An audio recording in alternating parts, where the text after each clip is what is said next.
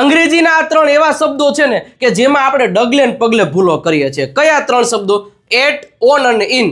ક્યારે કયું વાપરવું ને અરે ખબર જ નથી પડતી. પણ ચિંતા ન કરો, આજે તમને ક્લિયર કરાવી દો, આજ પછી ભૂલ જ ન પડે.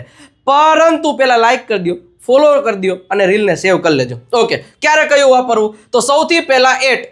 એટ છે ને એ કોઈ પણ એક ચોક્કસ સમયની પહેલા વાપરવામાં, ઘડિયાળના સમય 9 વાગે, 5 વાગે, 3 વાગે આવા સમયની પહેલા એટ વાપરવામાં આવે છે.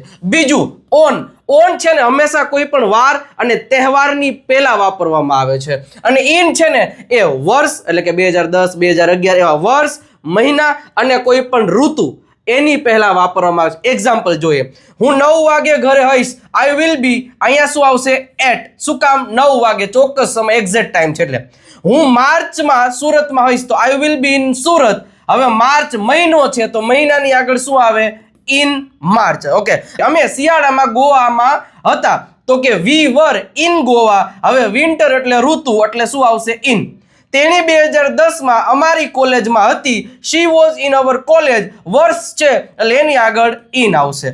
અમે સોમવારે મંદિરે હશું. અમે સોમવારે મંદિરે હશું તો we will be at temple. હવે વાર છે તો એની આગળ શું આવશે? ઓન આવશે. અને તે દિવાળીએ ઘરે ન હતો તો he was not at home. પછી ખાલી જગ્યા ને પછી દિવાળી. આમાં જવાબ શું આવશે?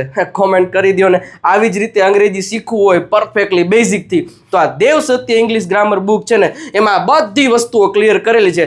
સ્ક્રીન ઉપર નંબર આપેલા છે, મંગાવી લેજો. 3 દિવસમાં તમારા ઘરે પહોંચાડી દઈશ. શેર કરી દેજો તમારા મિત્રોને જેને અંગ્રેજીની ખાસ જરૂર છે.